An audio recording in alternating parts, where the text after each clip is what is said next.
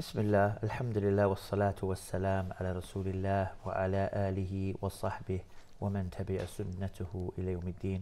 Assalamu alaikum wa rahmatullahi wa barakatuh, and welcome to another episode of your weekly Islamic chat show, Guest of the Week, coming to you from Sharjah TV. As always, I'm your host Ismail Bullock, and today inshallah we have, as always, an important and beneficial topic. And we have a new guest today for the first time on the show, who will be discussing with us the vital and important parts in relation to the oneness of Allah and how we implement it and how it should be, and sometimes the mistakes that one may fall into that contradict this Tawhid or this oneness of Allah. And with me today is Ustadh Faris al-Hammadi. Assalamu alaikum. Alaikum assalam. Thank you for having me on the show. Jazakallah khair for coming on. And hopefully this is the first of hopefully many appearances on the show. Inshallah, I'm at your service. Now, we often from time to time tackle or discuss this topic because, as we know as Muslims, the most important essential thing that we can possibly ever have is our belief in the oneness of Allah. Without that, there really is no Islam and there is no Muslim. So we like from time to time to refresh the viewers, and many a time, we discuss it from various different angles, so it's always a good topic to keep bringing up. So today we're going to talk about aspects of this Tawheed and of this importance of this belief in the oneness of Allah in so many different aspects.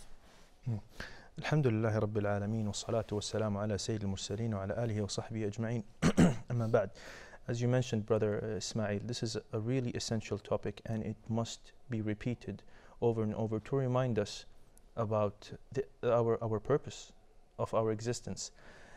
And Allah Azza wa Jal sent us the messengers only for that purpose. Allah Azza wa Jal yaqul fil Quran, and verily we have sent among every ummah a messenger proclaiming worship Allah alone and avoid or keep away from at-taghut, false deities, false worships of any kind of thing, and associating anything with Allah. And if we talk about Islam, al-Islam, if you want to wrap it up in one word or one statement, it can be Tawheed. Everything revolves around that, and everything in Islam branches from Tawheed. Tawheed Allah Azza wa Jal. وَإِذَا نَظَرْنَا فِي الْقُرْآنِ If we look at the Quran and the Sunnah, the verses, the hadiths, they all revolve around the oneness of Allah. Every ayah in the Quran talks about the oneness of Allah. And now monotheism, Tawheed, is divided into three parts. Every Muslim should understand Tawheed. I'm not saying in small details, but in the general understanding of Tawheed and how to apply it in your life, how to understand it, translate it, and apply it into applicable actions in your life. Now, the oneness of Allah is divided into three types. طبعا أولا توحيد الربوبية. We call it in Arabic توحيد الربوبية, which is the oneness of Allah in His Lordship. What we believe is that Allah Azza wa Jal is the one that created everything, is the one that has control over everything, is the one that can give anything and take anything from us. So that is the توحيد الربوبية. وهو مذكور في القرآن في كذا. It was mentioned in the Quran in many verses. The first verse, Al-Fatiha, Alhamdulillahi Rabbil Alameen, Ar-Rahman Ar-Rahim. الآن نأتي إلى توحيد, the oneness of Allah in His worship. So this is what we as servants, as creations, are obliged to do. What is our purpose? Is that we worship this Lord. And that is the oneness of Allah in His worship. وتوحيد الألوهية, the oneness of Allah in His worship, many people have maybe misunderstood. Many people, many kind of other understandings, even in other religions, they have misunderstood the oneness of Allah in His worship. And of course, we will talk about that maybe later in some violations of His worship. But it's interesting to mention that we find that this is the aspect of Tawheed where really people have made the most mistake and have gone astray in. Absolutely. Because pretty much everybody would agree that Allah, or however there is an ultimate creator, sustainer, provider. Yes. But the issue is that they did not take this oneness of Allah in worshipping Him. So we see that even the Quraysh, we know, many verses in the Quran, if you ask them who is your Lord, they will say Allah. Absolutely. If you ask them who created the heavens and the earth, they say Allah. Absolutely. So they knew. But what made them to be considered as non-believers in Islam was because essentially they would not follow or truly believe in or practice this Tawhid. So this of uluhiyah, you know, this of worship, singling out Allah alone for all acts of worship. So this shows us that it's not enough just for someone to say, I believe that Allah is the creator and the sustainer, etc. However, I will pray to such and such holy person, or I go to such and such grave of such prophet or sahabi because they will answer my prayers. So this is a very important, that's why it's important that we all know these categories. Absolutely. And some people sometimes they play it down and they say, look, I know Allah's my Lord, He's my creator, that's enough. Absolutely. But if it was simply that, then all of the Quraysh would have also been true believers. Absolutely. And this is what Quraysh had a problem with. They said, we believe, like you mentioned, we believe that Allah is one, Allah is the creator.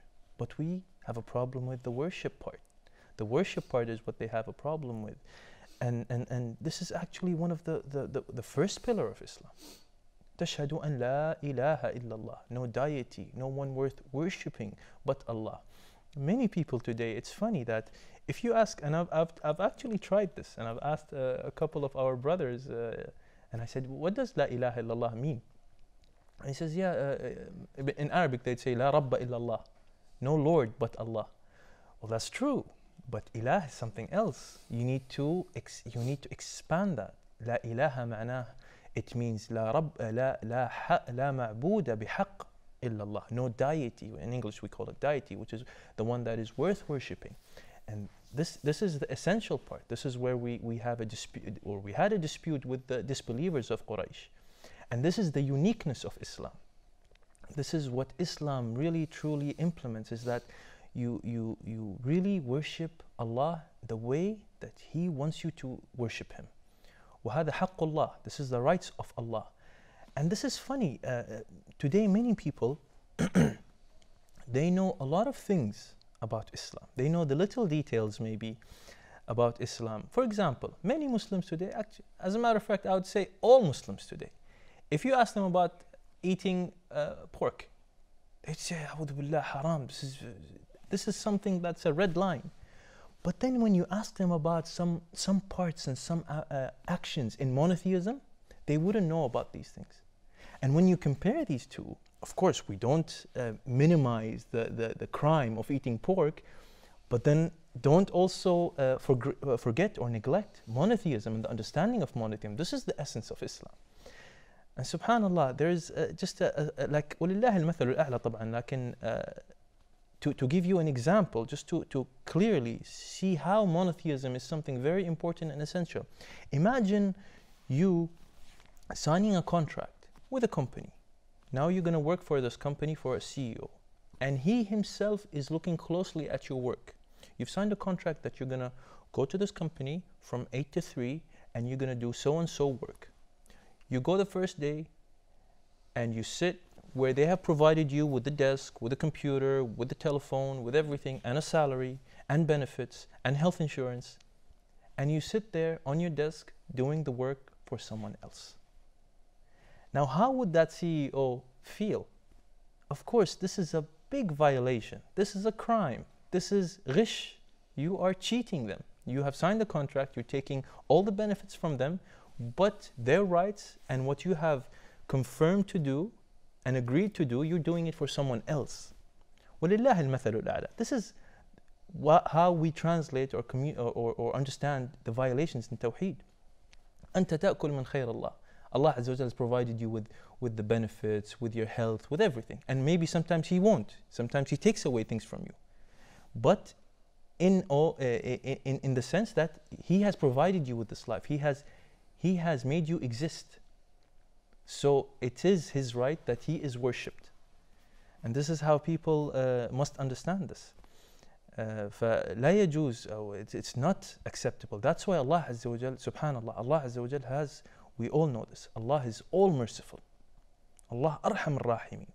Allah قال إن الله لا يغفر أن يشرك به ويغفر ما دون ذلك لمن يشاء. Allah Azza wa Jalla will not forgive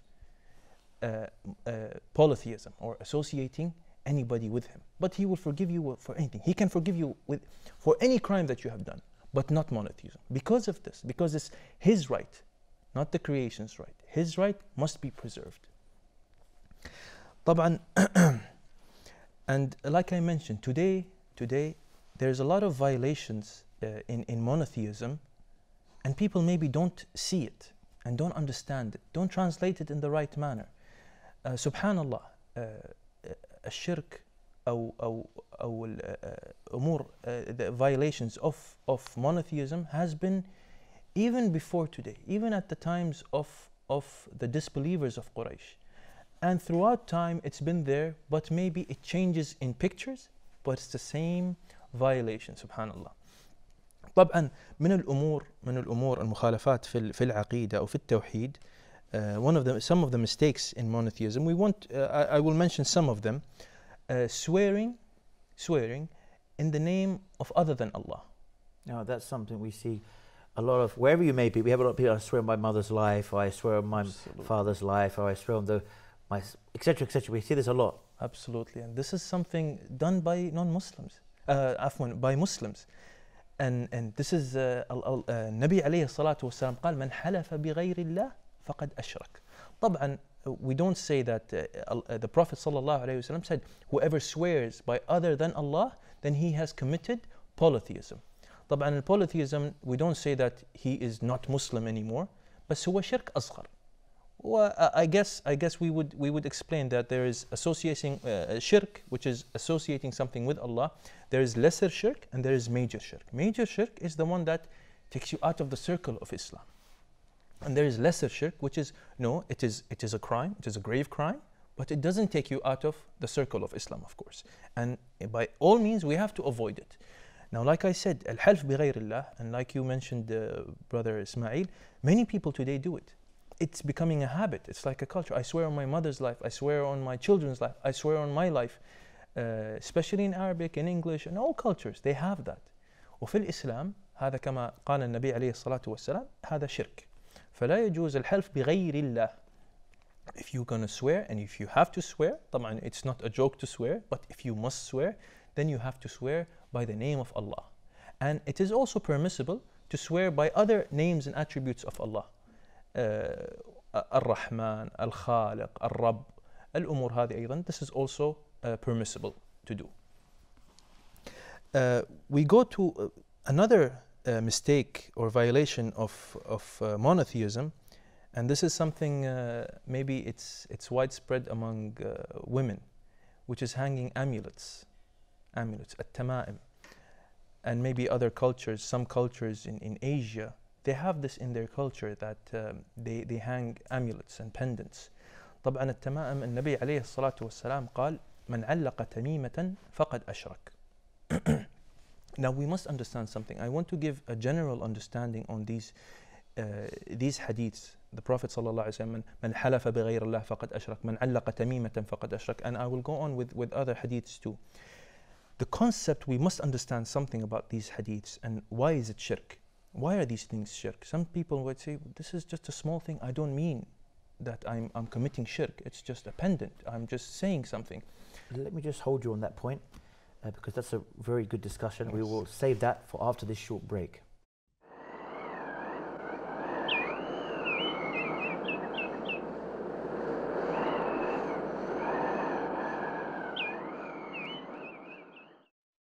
Assalamu alaikum and welcome back. Now, just before the break, we started to mention some of those, and you mentioned swearing by other than Allah. Then we went on to the point of hanging the amulets. You were just about to explain why there is an issue in these things and how are they considered to be aspects of shirk or associating others with Allah. Yes.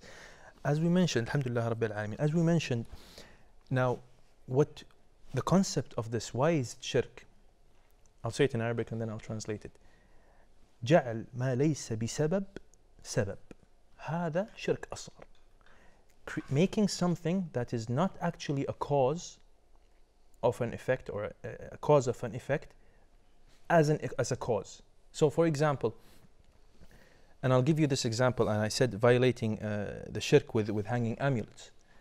Hanging amulets, people believe back then people believe if you hang a certain kind of amulet or a certain kind of stone, if you hang it on a necklace or in a bracelet, it can protect you from harm.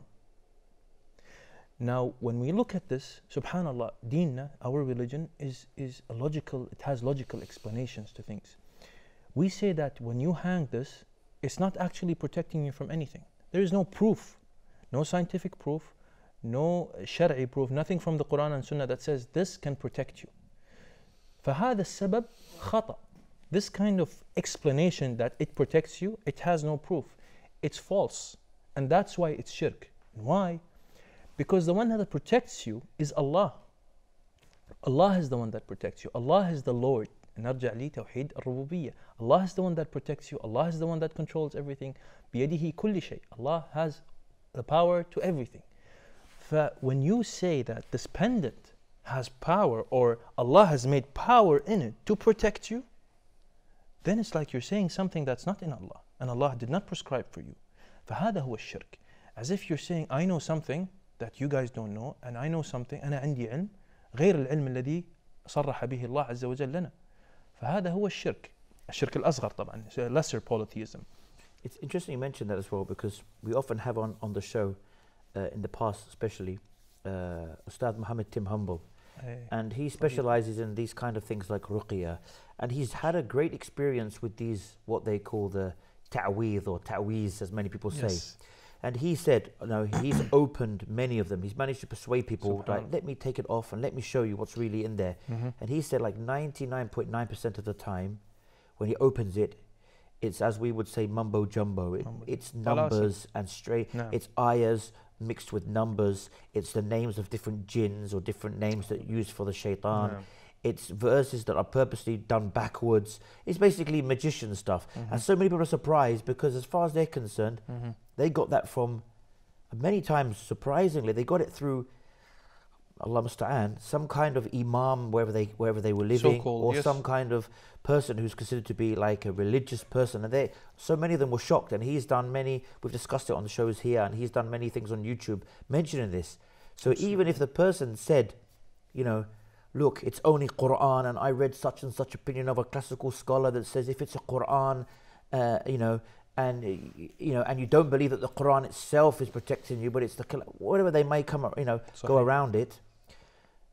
99.9% what you have in there isn't Quran, and even if you say it is Quran, majority of the scholars say, at the very least, even if it was Quran, from the like sadd al-dhara'i, like closing the means to an evil, where later on that person and his generations may start to believe that itself protects them, not that we just avoid full stop any kind of these amulets, even though most of them are complete full of magic and all kinds of evil stuff, to be quite honest. Absolutely. And this is something very dangerous. Jazakallah khair on this edition. طبعا الامulets also, التمائم, like you mentioned, yes, some of them are written, some things are written, some of them are only symbols and rituals, like, and this is very famous, the blue eye. Yes. The blue eye protects me from hasad, they say. It protects me from hasad, protects me from evil. There are other cultures, they have the shoe horse. Other cultures, they have many kind of symbols and things. In Japan, they have so many amulets and things that they believe that it protects them. And this is violating كما قال النبي عليه من علق تميمة. In that sense, فقد أشرك. Now, people today in modern days, they say, I don't believe in these things. I don't believe that it protects me, but I hang it for the sake of just beautifying myself. نقول إذا الأصل, we say if إذا الأصل كانت هذه فيها اعتقاد, this has the original belief, it has that belief, it was created for a certain belief, then you shouldn't wear it. Even if you don't believe in its original, the reason why it was made. For example, applying this on the blue eye. Yes, today a lot of people wear it for fashion or beautifying themselves. We say this was created and it has a belief behind it. So you shouldn't wear it, you shouldn't use it. You can wear any other thing that does not have a story behind it. A story as in protecting you from evil, all that stuff. كما ذكرت طبعا هذه من باب سد الذريعة. طبعا باب سد الذريعة. Another thing is associating someone with Allah when talking, or when you give gratitude. هذه نقع فيها كثيرا وهي ملاحظة صغيرة. It's a small detail, but a lot of people maybe don't get notified and don't understand what's going on here. It is a violation of shirk, which is saying لولا الله وأنت بفضل الله وفضلك.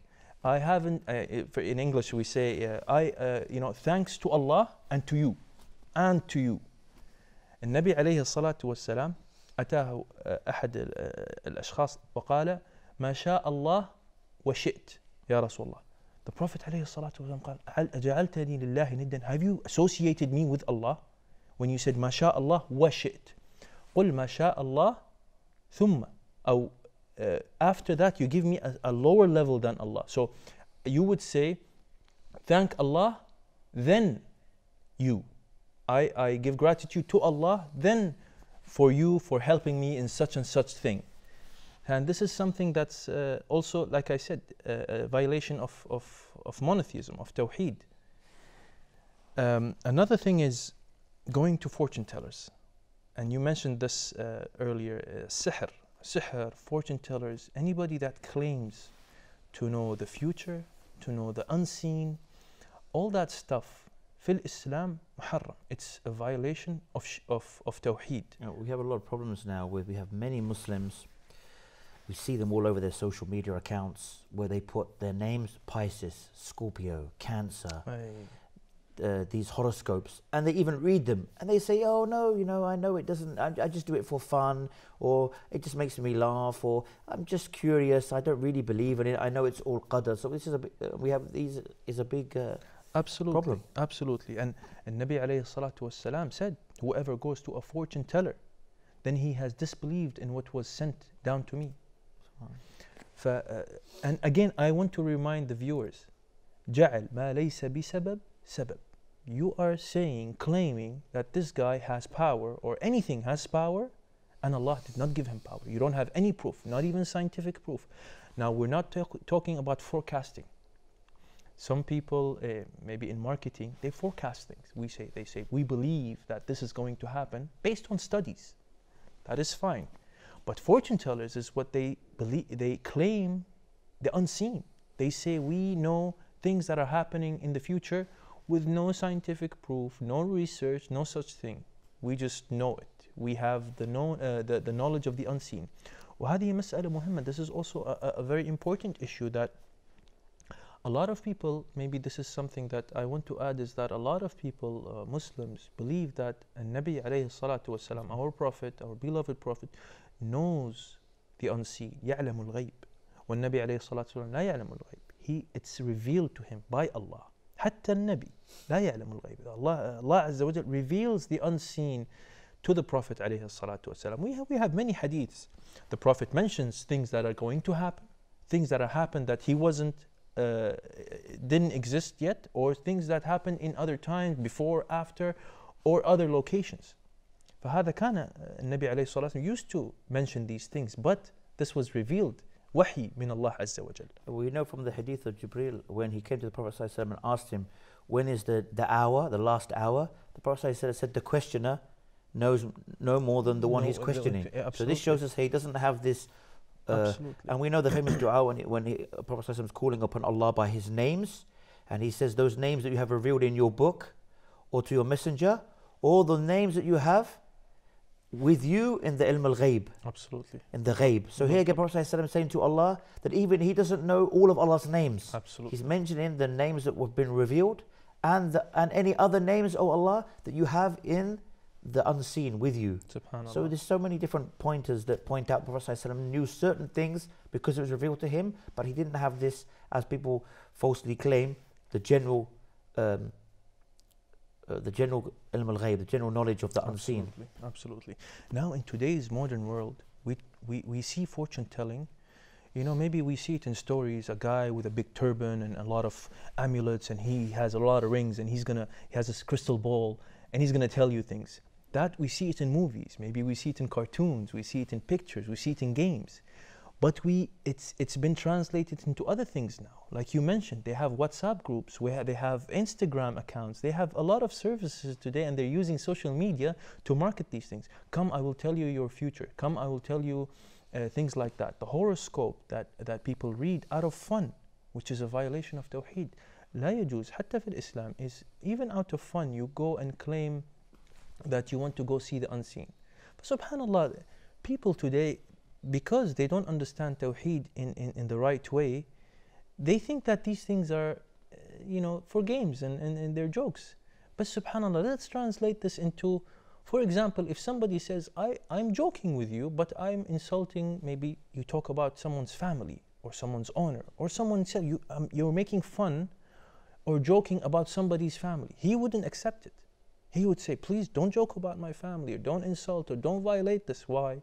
Because they're valuable to him. And they wouldn't accept that, even if it was a joke. Even if he was saying something out of just humor, he doesn't mean it. People would not accept it. Why? Because his family is something valuable to him.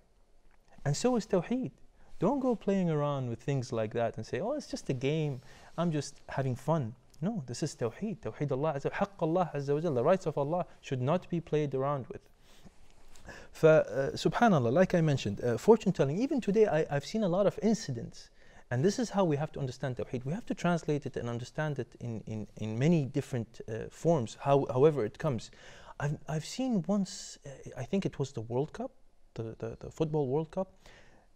They've brought, some people, I don't know who they are, they brought an octopus. Yeah, I remember that. Do you remember that? I don't know which year was it. They brought an octopus. I think it was the last one, maybe the last World Cup. Yeah. The octopus apparently was predicting who would win by his tentacles or something. Yes, and people would like, oh my God, he've picked this team, and people would actually have some kind of measure of belief, like, oh, the octopus, and he's going to be right. I think for a while the so-called not prophecies, but what's the word I'm looking for? His whatever he was saying, teams would win. His predictions seem to come true for quite match after match after. So people are like really, really convinced that wow, And it's a 50-50 chance. So it's, statistically speaking, yes, he can have a chance of predicting something that is right, but it's لا يعلم الغيب. And there's a lot of people throughout time that they've come and they've claimed to know the unseen. There's a lot of famous figures. They've mentioned a lot of, they have books even reading about, they know that in the future this is going to happen and this is going to, and there will be spaceships and there will be cars and there will be, these are all claims. Some of them might be right, some of them are, but he doesn't know the unseen. Why? Because it's random. You'd say a lot of things, I'd say it's statistical, you'd say 100 claims, and 20 of them might come right because you're just saying a lot of things. And just hold you on that point. Yes. Time to go for our next break. Join us after this short break.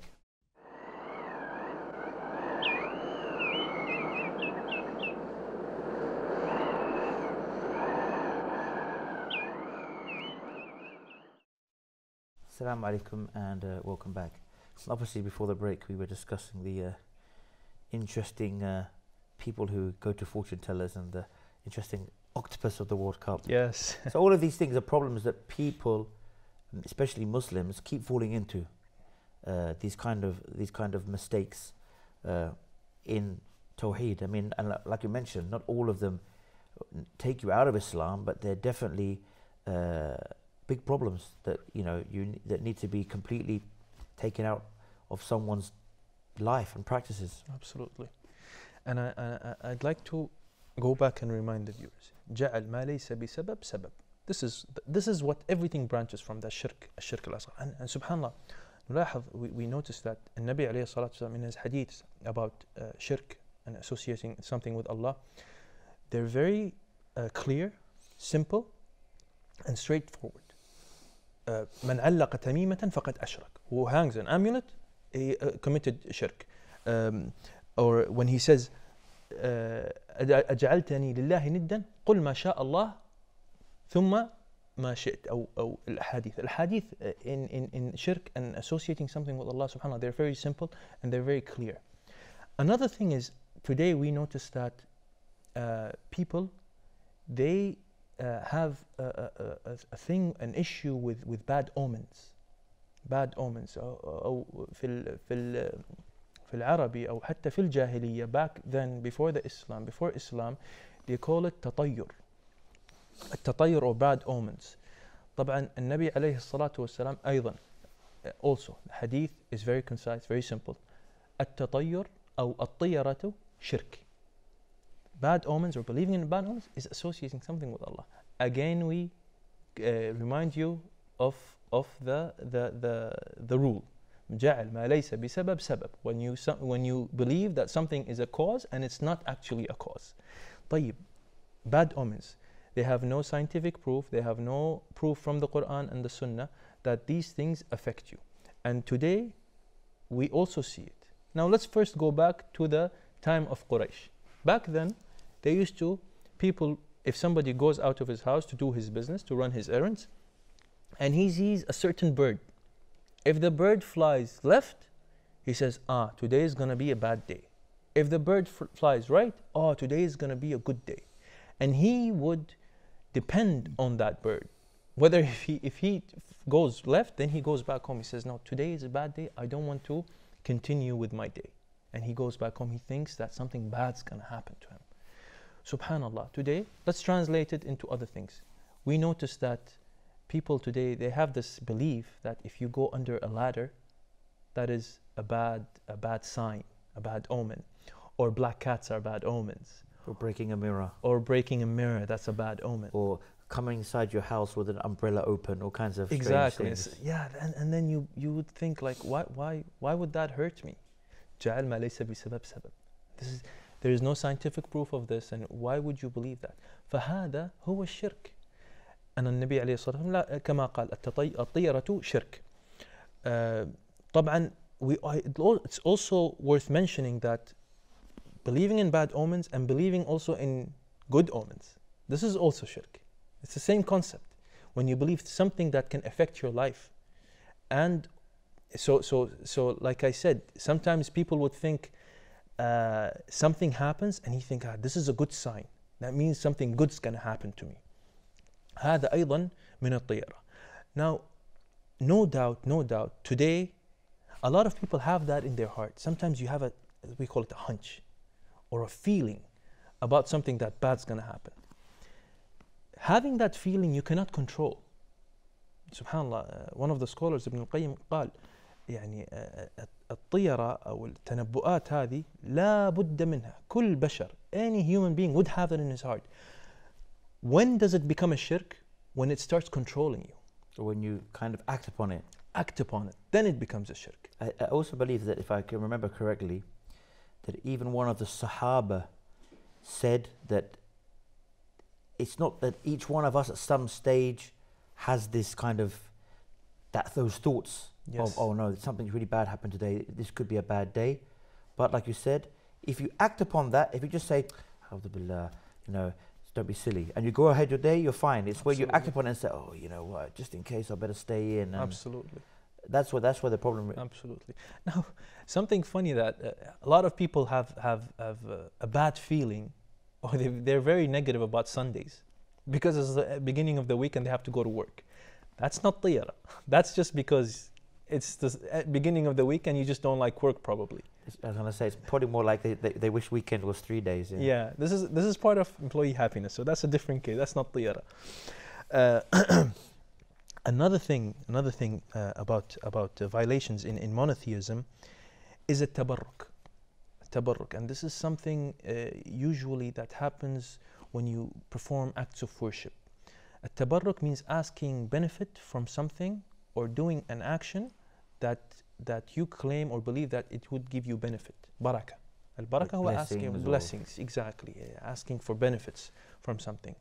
And many people today misinterpret that or misuse التبرك. التبرك في الإسلام, in Islam, it's there, but we have to do it in the right way. Now, any act of worship in Islam, if an act of worship must have a source from the Quran and the Sunnah. This is our sources. This is where we see that some act of worship, any act of worship, is permissible or not permissible. التبرك في الإسلام منه, some of it is shirk, some of it is bid'ah, an innovation or a violation, and some of it is permissible. Some of the things that people would do And this we see it in Umrah. When they go for the pilgrimage, يتمسحون بالكعبة. They rub their hands on the Kaaba thinking that it will give them barakah, it will give them benefit. And that never happened. The Prophet ﷺ, all the Sahaba, it's not mentioned in the Quran, not mentioned in the Sunnah, that if you touch the walls of the Kaaba, it would give you benefit. Yes, the Al-Hajar Al-Aswad, the Prophet ﷺ kissed it and touched it. That is permissible. And even then we know that Umar ibn Khattab, when he used to kiss it in front of the people, he would say out loud, I know that you are only a stone that has no benefit or harm, but I'm only kissing you because the Prophet ﷺ used to kiss you. Absolutely. So even that, you're not seeking blessings from the Hajar al-Aswad. Absolutely, subhanallah. هي اتباع السنة. صحيح. هي اتباع السنة. This is one of the violations, asking for barakah from things that are not mentioned in the Quran and the Sunnah. Other things maybe people would do is they rub their hands on the Quran. They say this is barakah. التبرك بالقرآن is permissible in the right way. Reciting it, using it for medication or cure. Al-Quran shifa. Also applying it, this is all barakah. Seeking knowledge from the Quran, that's barakah. But kissing it or rubbing it, هذا النبي عليه الصلاة والسلام never done, has never done these things. And going forward, swearing or insulting the time. سب الدهر. سب الدهر. هذا النبي عليه الصلاة والسلام قال في الحديث القدسي, Allah Azza wa Jal says, son of Adam hurts me. يؤذيني ابن آدم. يسب الدهر وأنا الدهر. The son of Adam hurts me by insulting the day or the time, and I am the day and the time. What's the meaning of the hadith is that Allah Azza wa Jal يقلب الليل والنهار في الحديث. He kind of explains it right after. I'm the one who alternates the day and the night. Exactly. Meaning if you insult that, if you insult that day or that night, then you're insulting the one who's brought that day and night about. Absolutely. So you get people saying that, damn this day. هذا اليوم ملعون. هذا اليوم this is a cursed day, or this is probably these days worse than all kinds of words we can't put on TV. Absolutely. About a particular day or particular time. And this is obviously like you mentioned. Insulted. And subhanAllah, now on WhatsApp I'm noticing this. They're actually spreading this. 2020 is a bad year. هذا ما يجوز في الإسلام. Allah Azza wa Jal يقلب الليل والنهار. Yes, some maybe things you can say that in this year, subhanallah, there's been lots of trials and tribulations. Absolutely. This is a test from Allah. Maybe people will return back, people will think, contemplate, etc., etc., etc. But to literally say that this is a horrible year and there's no benefit in this year and this is a year of bad luck, this is where the problem is. Absolutely. بالضبط. طبعا وأنا أذكر بالتوحيد. Like I said, these are small things, but wallahi they are important details that a Muslim should understand and should translate in his modern life today. Now, and I want to conclude in a very, very important hadith. ويسمونه حديث البطاقة.